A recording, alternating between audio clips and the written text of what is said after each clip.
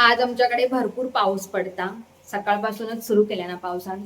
मी तुमका दाखवतय खिडकीतनं, किचनच्या खिडकीतनं दाखवते की पाऊस कसो पडता. तो आता जरा कॅमेरा म्हणजे मोबाईल सेट करेपर्यंत तो पाऊस गेलो. दाखवते तुमका.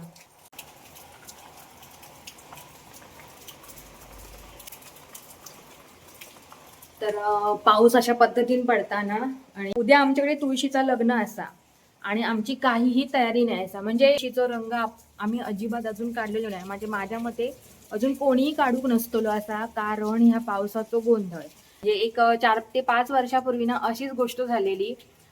पाऊस भरपूर पडत होतो आणि अक्षरशः तुळशीच्या लग्नात सगळीजण छत्रे घेऊन इल्ले, म्हणजे पुरुष मंडळी येतात तुळशीच्या लग्नात. रात्रीचा तुळशीचा लग्न आम्ही इकडे करतो कोकणात, म्हणजे आमच्या सिंधुदुर्गात, आमच्या कणकवलीत. त्याच्यामुळे ह्या वर्षी सुद्धा तोच सीन दिसतलो का काय माहिती, माका माहिती नाही. ह्यो आमचो नरम भात असा. वडिलांसाठी ह्यो जरासो भात असता, अगदी अर्ध्या वाटीचो ह्यो भात असा, नरम भात. त्याच्यात काही उरता आणि ह्यो आमचो, आमच्या मांजरांचो ह्यो 1.5 वाटी तांदूळ असा ह्यो.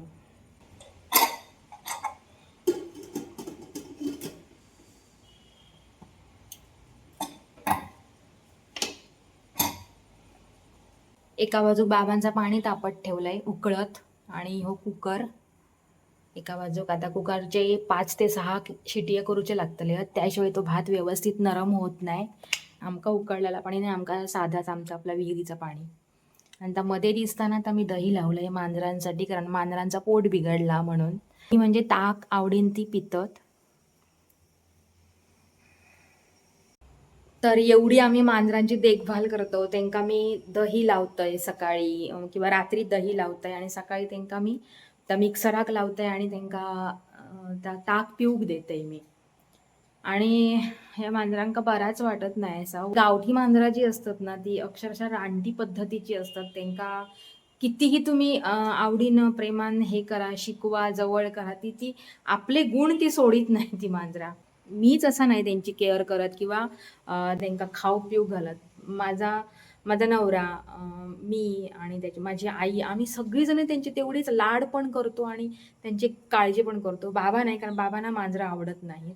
पण आम्ही सगळीजण आवडीने, प्रेमाने त्यांना सगळं वाढवतोय. आणि तर आजचा हा व्लॉग मी इथेच थांबवणार आहे. माझ्या या व्लॉगला तुम्ही नक्की लाईक करा, शेअर करा, कमेंट करा आणि हो सबस्क्राईब करा. आणि फेसबुकवर असाल तर फॉलो करा. Bye bye, take care, Shri Swami समर्थ.